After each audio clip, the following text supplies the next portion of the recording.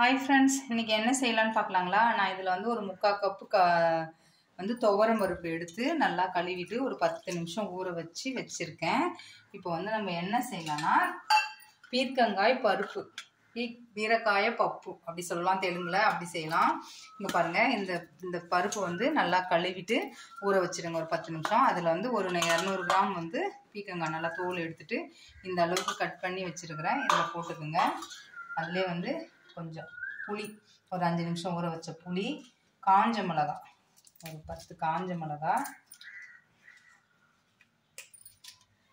அப்படியே மஞ்சத்தூள் இது போட்டு ஒரு 4 விசில் அப்படியே விட்டு நம்ம எடுத்துக்கலாம். 4-5 விசில் அப்படியே விட்டு எடுத்துடலாம். ஃபஸ்ட் இங்கே பாருங்கள் ஃப்ரெண்ட்ஸ், ப்ரெஷர் போயிடுச்சு.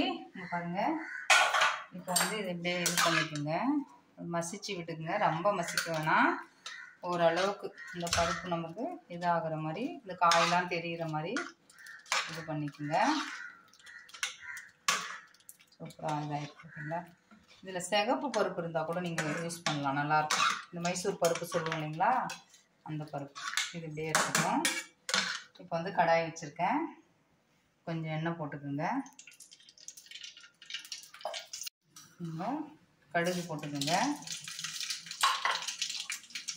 ஜீரகம், காஞ்ச மிளகா இந்த அதிலே போட்டிருக்கோம், இருந்தாலும் இதில் போடுங்க. பூண்டு பல் நல்லா தோலோடே தட்டி போட்டுருங்க. பச்சை மிளகா, கருவேப்பிலை போட்டிங்கன்னா இப்போ வந்து பெருங்காயம் பண்ணி போட்டுருங்க. இந்த பாருங்கள், நல்லா இதாகிடுச்சு. இப்போ சின்ன வெங்காயம் இல்லைன்னா பெரிய வெங்காயம் கூட போட்டுக்கோங்க. பெரிய வெங்காயம் தான், சின்ன வெங்காயம் தான் போடணும்னு அவசியம் கிடையாது. இது நல்லா வதங்கட்டும் நமக்கு. பாருங்கள், நல்லா வெங்காயம் வதங்கிடுச்சு. இப்போ தக்காளி ஒரு 2 தக்காளி, மீடியம் சைஸ் தக்காளி போட்டுக்கோங்க. இதுவும் நல்லா வதங்கட்டும். தக்காளி வதங்கிட்டு இருக்கு. கொஞ்சமாக மிளகாத்தூள் போட்டுங்க. நம்ம ஏற்கனவே காஞ்ச மிளகா போட்டு வேக வச்சுருக்கோம். தாளிக்கிறதுல பச்சை மிளகாவும் காஞ்ச மிளகாவும் போட்டிருக்கோம். இது நான் தனி மிளகாத்தூள் தான் போட்டிருக்கேன். கொஞ்சமாக போட்டு நல்லா வதக்கிடுங்க. இப்போ வந்து உப்பு போட்டுக்குங்க. நம்ம ஏற்கனவே உப்பு போடலை, அதனால் இப்போ உப்பு போட்டுங்க தேவையான அளவு. நான் கொஞ்சம் போட்டுட்டேன் முன்னாடியே, உங்களுக்கு காட்ட மறந்துட்டேன், அதனால தான் கம்மியாக போட்டிருக்கேன். நல்லா வதங்கட்டும். இங்கே பாருங்கள், இந்த அளவுக்கு நமக்கு இருந்தால் போதும். அப்போ தான் நல்லாயிருக்கும் நம்ம பருப்பு. இது போட்டுடுங்க, கிளறி விடுங்க. இதில் கொஞ்சமாக தண்ணி ஊற்றிக்கலாம். தண்ணி ஓகே. இந்த இலையாக இருக்கும்போது சூப்பராக இருக்கும் ஃப்ரெண்ட்ஸ். நம்ம நைஸாக இருக்கக்கூடாது.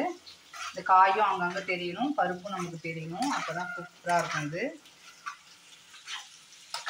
இது கொஞ்சம் நமக்கு இங்கே பாருங்கள் ஃப்ரெண்ட்ஸ், நல்லா கொதிச்சு எல்லாம் முடிஞ்சாச்சு. நான் ஏற்கனவே கொத்தமல்லி தழை போட்டேன், அந்த கிளிப் எடுக்கல. இங்கே பாருங்கள், செம்மையாக இருக்கா பருப்பு. இது சப்பாத்தி, தோசை, சாதம் எல்லாம். இங்கே பாருங்கள், சப்பாத்தி, தோசை, சாதம் எல்லாத்துக்குமே சூப்பராக இருக்கும். இங்கே பாருங்கள், நான் சாதம் தான் வச்சுருக்கேன் இன்றைக்கி. நெய் போட்டு சாப்பிடுங்க, சூப்பராக இருக்கும். காய் வந்து அங்கங்கே நமக்கு தெரியணும், அப்போ தான் டேஸ்ட்டாக இருக்கும். இல்லைன்னா வந்து தெரியும். நான் இன்றைக்கி வந்து சாதம், வாழைக்காய் இது பண்ணி, எனக்கு நெய் பிடிக்காது, என் ஹஸ்பண்ட்லாம் நெய் போட்டு சாப்பிடுவாங்க. அவ்வளோதான், அப்படியே பிசைஞ்சு சூப்பராக சூடாக இருக்குங்க ஃப்ரெண்ட்ஸ். ஸ்பூனால் சாப்பிட்லாங்களா? அவ்வளோதான், ட்ரை பண்ணி பாருங்கள். பீரக்காய பப்பு ரெடி ஆகிடுச்சு. ட்ரை பண்ணுங்கள், ஈஸியான மெத்தட் தான். லைக் பண்ணுங்கள், ஷேர் பண்ணுங்கள், சப்ஸ்கிரைப் பண்ணுங்கள். நெக்ஸ்ட் வீடியோவில் பார்க்கலாம். பாய்.